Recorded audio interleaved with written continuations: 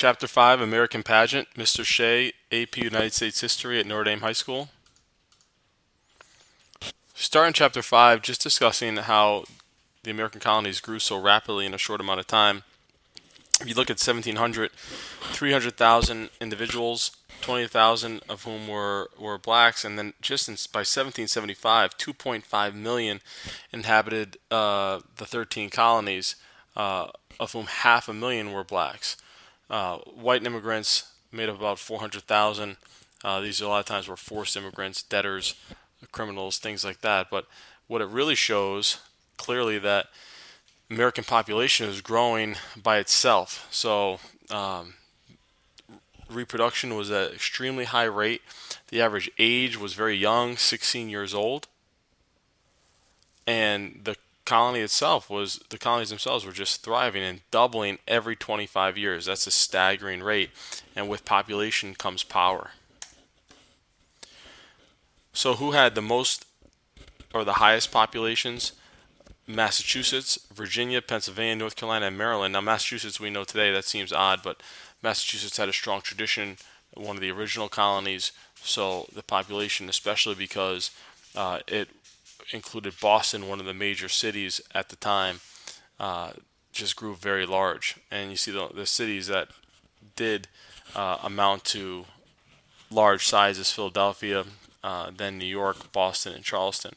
But most people lived in rural areas. As we know, the economies in all of these colonies were based in agriculture.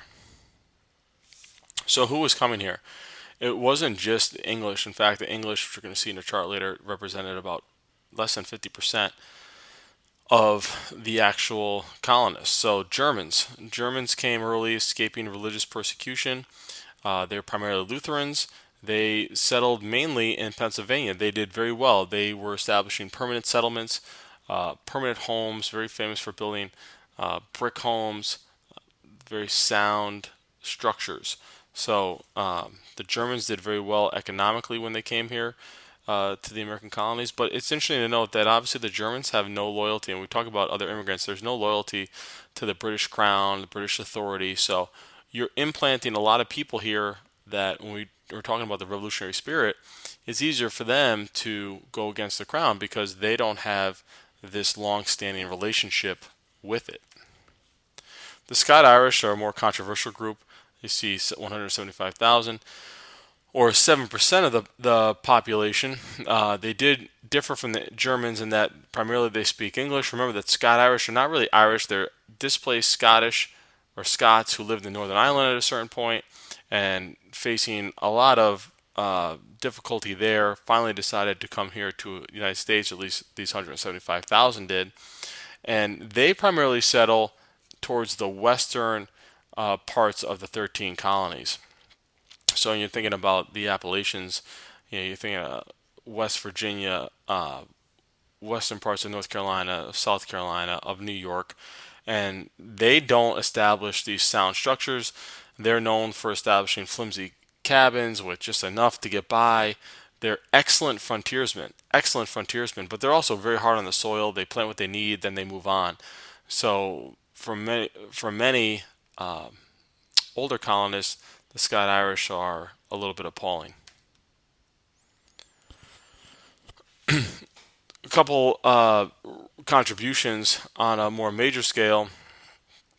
The Paxton Boys, who marched in 1764 on Philadelphia, and that was an opposition which we haven't really discussed too much yet, but that's an opposition to Native Americans and their inability to be allowed to fight them. And this comes from Pontiac and Pontiac's rebellion and the treaty that was signed by the British government that forbid settlement west of the Appalachian Mountains and any confrontation with Native Americans. So the Paxton Boys take opposition on that and actually marched on Philadelphia.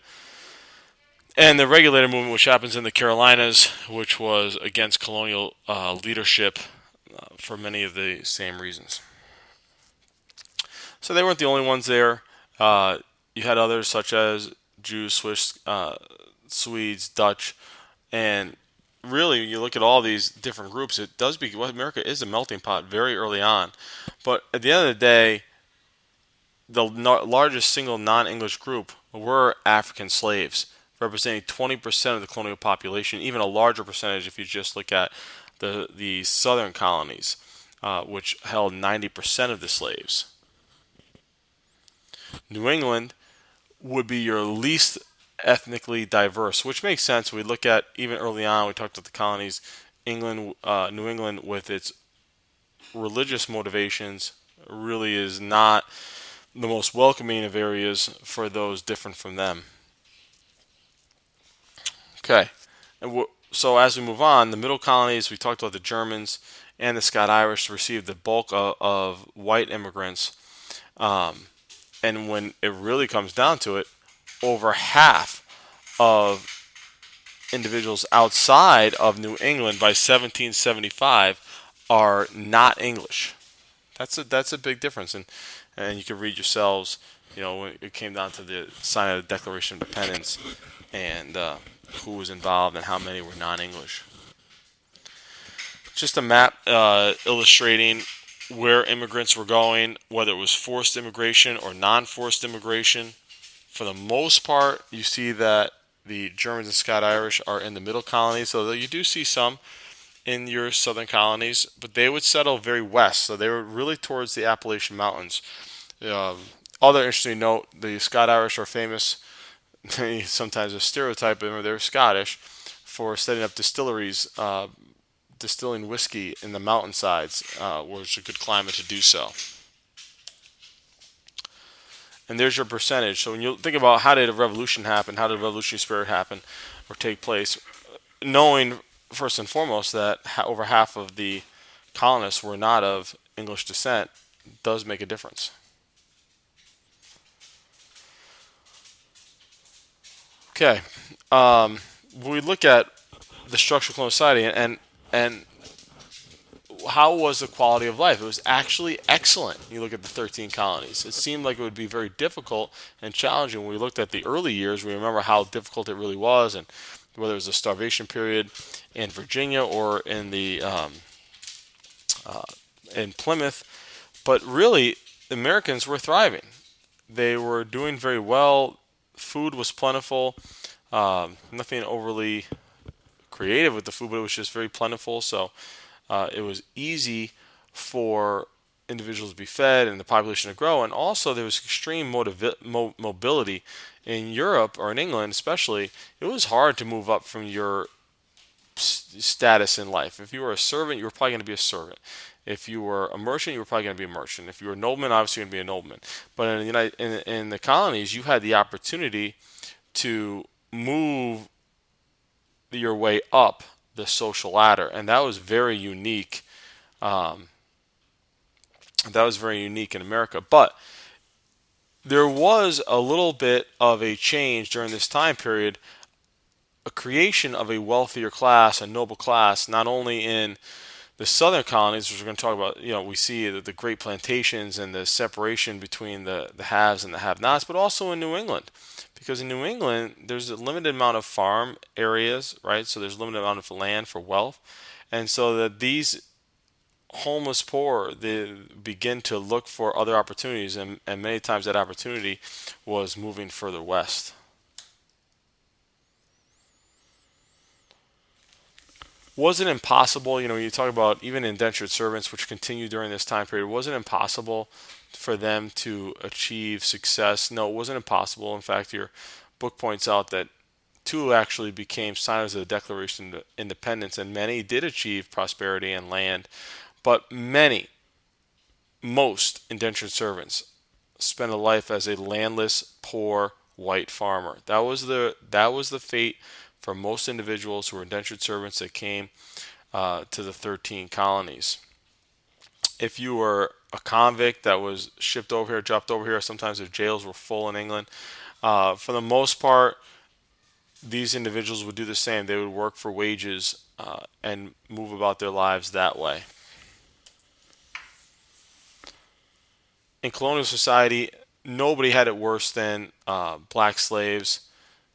this, just looking at the obvious, we talked about the slave codes. They did not enjoy any sort of equality, no sort of human rights. Um, they faced the terror, and remember that reproduction among slaves was very high, and they faced the terror constantly of having children sold away, families split apart at very young ages, which is really an abomination, and something that took place constantly in the South during the colonial times, and then even moving through up until the Civil War. Some Americans, and even in South Carolina, which may surprise you when you're reading this, actually thought that slave population was growing too fast, too quickly, and tried to put restrictions on the slave trade from Africa and from the West Indies. But the British government continually vetoed these proposals, which they didn't want any, because they didn't want any harm to come to the slave trade, which was very lucrative. And New Englanders involved in the slave trade also benefited from those vetoes. We've seen these before, just advertisements for slaves. So what did people do for work back then if you weren't a farmer? Um, some, obviously you could still be a minister, and that was very respectable. If you were a physician, you weren't trained very well. There weren't high level medical schools. If you had a medical condition, you might be bled out by a physician and many times die. Your book mentions that if they couldn't find a physician, they just call a barber, the scissors. So it takes a while. Even dealing with smallpox, there were some precautionary steps that we taken, but the inoculation method that was prescribed by many doctors was simply taking a piece of the smallpox from an infected victim and cutting the arm of a healthy individual, a child, a mother, a father, and putting in a small piece of the infection to create or build up the immunization from the disease. It's very dangerous. Many died from it because they would actually uh, get smallpox, but that was the method of choice. If you were a lawyer, it wasn't too popular back then either. Uh, Lawyers were considered just loudmouth individuals, not worthy of any kind of prestige. Your book mentions John Adams, who is going to be our most important American during the Revolutionary era. Um, he is a lawyer, and his wife, future wife Abigail Adams, nearly does not marry him because of his chosen profession. So, for the majority, I mean, even though there's some lawyers and some doctors and some merchants, the majority in America still relied on agriculture, whether it was tobacco or bread in the middle colonies, tobacco in the Chesapeake region, still rice and indigo in the southern colonies. Trade in the New England colonies was still popular. Obviously, we're talking about 90% of the people in agriculture. There are others who did other things. Shipbuilding was extremely profitable, whaling, and the lumber trade. The triangular trade. How did somebody make money in the triangular trade? Well, a merchant or an individual involved in the trade in New England would, for example, transport valuable lumber to the West Indies, and then from the West Indies or even Africa, wherever it can go either way. Either way, would then trade that for slaves, and then trade slaves for molasses, and then bring molasses back to the colonies and sell it. And at every checkpoint, making a considerable profit. But when you think about manufacturing, the most popular form of manufacturing in the colonies was by far lumbering. There was such an abundance of trees that lumbering became the primary manufacturing source of revenue in the 13 colonies. Eventually, what happens is an imbalance in trade where the British can't take as much in imports in raw materials and lumber from these 13 colonies as the 13 colonies can take in from British merchants in the form of finished products. So many of the colonists begin to look elsewhere in larger numbers than ever before. And so you start to see tobacco in France that originates in the 13 colonies, lumber in Germany that originates in the 13 colonies. And Great Britain becomes unnerved by this new trend and tries to put an end to it with the Molasses Act. And the idea of the Molasses Act was to at least stop North American trade with the French West Indies. It doesn't work. The Americans rebel in their own way, not with violence, but with economics. And the Molasses Act kind of goes by the wayside, unenforced and eventually revoked. Just shows this slide just shows what's going on in different places when it comes to manufacturing and industries other than farming. So primarily, clearly, the happenings in this is in New England and somewhat in the middle colonies, but not so much in the southern colonies. You don't really see anything but lumber and timber. This gives you an example of triangular trade and all the different products that are moved back and forth. And again, the individuals involved in this trade are making money at every single stop with markups and fees. So they really are not interested in where the product ends up, just on the fee for delivering that product to the people who are demanding it. How did people get around the colonies? Roads were extremely primitive. Dirt, rocky roads. If you had a carriage, it very oftentimes would fall off the road. You'd have to take a day's work of labor to get it back on the road. Um, Transportation was difficult by land. It would take weeks to move a shorter distance, even on horseback, where it should have taken days. Many turned to the waterways to transport goods. America has many rivers and inlets, so that makes it easy to transport goods this way rather than by road. You also have a early postal system in the early 1700s, and along these waterways, you also have an influx of taverns, which are essentially bars where colonial men would go to drink. And in these bars, believe it or not, a lot of politics took place, a lot of discussion took place. This is a sign from, I think, a Connecticut tavern, and that may be an early sign of the Sons of Liberty, the tree representing the Sons of Liberty, or at least one of their symbols. And so there may have been political discussion that was going on during this time period as well. Okay, churches. Two main tax-supported churches during this period: the Congregational and Anglican Church. The Anglican being the more closely tied to the Church of England, and the Congregational being more closely tied to the original Puritans. So you look at this map and you see that the New England colonies were more likely to be Congregational, and then middle and southern Anglican. And here is your further breakdown. You guys can take a look at this.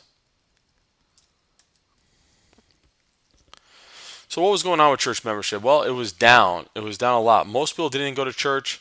The church really had a tough time with it because it's either going to be too hard on them as far as conversions, and you're talking about New England specifically, or too liberal, allowing too many into the church. So your two churches, again, are the Anglicans, and you can see here on the bottom, official faith in Georgia, North, South Carolina, Virginia, Maryland, and part of New York. And believe it or not, the Crown was really interested in its colonies being primarily Anglican because that meant that they were more likely to follow the Church of England, means politically England had more influence in these areas.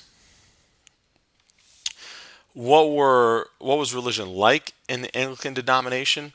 It was less scary. It was easy sermons, not hell-fire bearing sermons. So very much less intense than what the alternative would have been years earlier, especially in New England.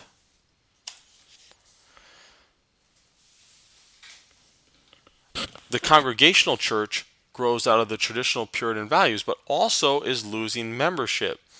Again, being too liberal, allowing too much membership or too many members, and also sometimes, before that, we know they were being too strict. So the church itself was just faltering, and part of that is economics, part of that is new people. We talk about immigrants being here that maybe not support it, um, but things are certainly changing. So I kind of talked about that already. Some other doctrines begin to arise. Arminianism, and this states that it was not just the elect that could be saved, but anybody who performed God's deeds the way He would have wanted them performed through their lives. And this was considered heresy. This was not a popular thing, but you just see that the idea that different ideas are beginning to spring up during this time period. And what explodes out of that is the Great Awakening in the 1730s and 1740s. And we could trace it back really to one individual initially, and that's Jonathan Edwards. Sinners in the Hands of the Angry God is the title of one of his sermons. And he goes right back to fire and brimstone and kind of just puts people right back in their place, that you are making an enormous mistake, and the result will be a everlasting, eternal life in hell. And so he begins this discussion, and then it's so removed from in the Congregational church anyway, the slow, boring sermons that have gone on for so long. And here is this man who's giving these very intellectual but concise and shorter sermons that really grasp people's interest. And then comes along George Whitefield, who is a phenomenal speaker. He's a new light. He's a person who brings emotionalism into religion. And the old clergy, the old lights, didn't believe in emotionalism in religion. It was more very much structured, rigid, and now all this emotionalism that, when Whitefield would speak, people would become emotional and cry. Ben Franklin himself, during one of Whitefield's speeches, is moved to donate to the collection box. That's how moving George Whitefield could be. And the result of the Great Awakening, more colleges. It's the first mass movement of Americans in the colonies. I'm calling them Americans loosely there. It increases church membership, and spirituality becomes again more of an important facet of life, especially in New England. Education. I'm not so sure how the slides go here, but much more important in New England than it would be in the southern colonies. Education was extremely important due to religion in New England, understanding that the Bible and being able to read the Bible, and then even if you went to school, which becomes more popular in New England, the primary and secondary schooling becomes part of the everyday life. But if you went to college, many times it was still to be a clergyman or something like that. If you're in the South, Southerners relied on private tutors because of the distance of farms and the lay of the land. It was difficult to establish public schooling with any effectiveness because, again, the roads are so bad. It would be hard to transport kids every single day to a schoolhouse. In New England, it's very easy to travel in your local town to the schoolhouse. So, what did schools focus on? Not science yet. Religion, languages, Latin and Greek, and again, college education geared towards preparing men for ministry. Discipline severe. Corporal punishment very, very accepted during that time period. It's not till a little bit later that science and mathematics become more acceptable, in law become more acceptable college subjects. You can look at your book. We could actually look at it in a couple of slides. We'll see all the colleges that were established. Many of the Ivy League schools that we know today. Brown, for example, congregation, established as a congregational school. And many of the Ivy League schools during this time period are established. That's George Whitefield. This is college in New Jersey, I believe, which is Princeton. Later becomes known as Princeton. There you go. There's a list of schools and the denomination that they were associated with.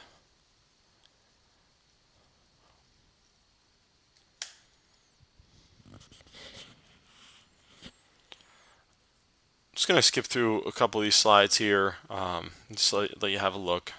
In your reading, you can go through a little bit more detail. Again, we talked about science and math not being the major things taught.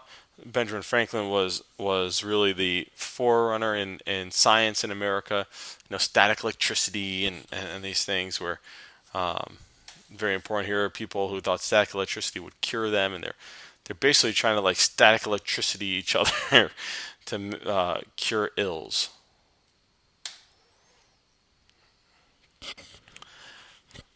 So the printing press is going to be very important. We'll talk about that in a second. But libraries, and Ben Franklin establishing the first privately supported circulating library, and then 50 more pop up. So education is beginning to grow, especially in the middle and New England colonies. Education is power. People begin to understand government, begin to understand their history, where they want to go. And then the printing press, an enormously important piece of the puzzle when we talk about the revolution, because now newspapers and the fact that a lot of people can read, and now the ability to see what's going on in all the different colonies, this makes all the future events that we're going to discuss as key events in leading to the revolution.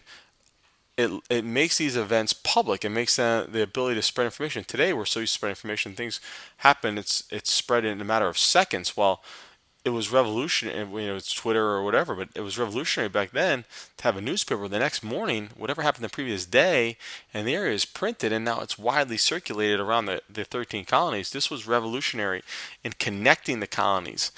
The Zenger trial was so important because here is a printing press distributor or printer. He's not the guy who writes the articles. He just prints it. John Peter Zenger, and he was printing materials that were accusing the royal governor in New York of making deals with the French, of corruption, basically just anything you could think of that was bad. And the royal governor says you can't do that, and brings him up to trial. Well, he goes to trial, and then his printing press is able to continue to circulate. And his second editor begins to put out stuff how corrupt this trial is, that it's all the governor's men on this jury. And sure enough, the judge dismisses the jury, puts a new jury in there, really of his peers.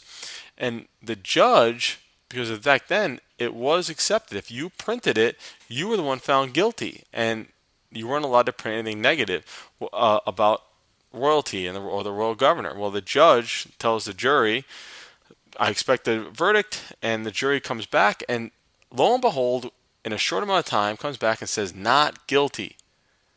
And really, freedom of the press is established as a result of the Zenger trial, or at least the precedent of freedom of the press is established in the Zenger trial. So, really cool old American story. And there we go. It's pretty much what I just talked about.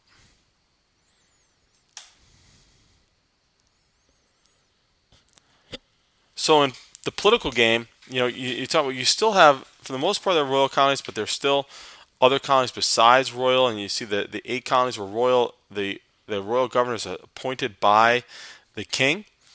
Proprietary colonies, and you remember the William Penn, Pennsylvania, Delaware, Maryland, with Baltimore, and then Connecticut and Rhode Island elected their own governors under their self-governing charters. So you see the political structure, but the governors were paid by, or their salaries were determined by their colonial legislatures, so they didn't have as much power as one might think. And when you look at how most of the colonies were established as a two-house legislative body, kind of like what we know today, an upper and a lower house. And if it was the upper house, think about today's Senate, which, by the way, was originally set up as a indirect election, so that the citizens of a state did not initially elect their senators. That doesn't come until much later with the 16th Amendment, I believe. I might have botched that. It might be the 17th Amendment. but in the upper house, appointed by the crown and royal colonies and by the proprietor and proprietary colonies. But in the lower house, the popular branch was elected by the people in all colonies. That's much like our House of Representatives that we know. So we had this early structure of what the federal government and all the state governments, how they will be structured with a bicameral legislature. There were taxes in the colonies. The only difference is that the colonists in these houses, the representatives in the houses, whether it was the lower or the upper house, they're the ones who pass the laws. They're the ones who pass the taxes. So the taxes that were set, the colonists believed were fair. They were represented. The colonial government was very powerful. It was very powerful locally. Especially in New England. In the South, it was more county based. The town meeting in New England, we discussed, was extremely political and powerful in decision making. It could be and was becoming a little bit more problematic for leaders in England as these became more and more powerful. Who had an opportunity to participate? Not everybody. There were still property restrictions, religious restrictions, depending on the colony, who can vote and who can participate, who can run for office. Uh, it wasn't necessarily open. It wasn't a pure uh, democracy. In most places, some places, it was more than others.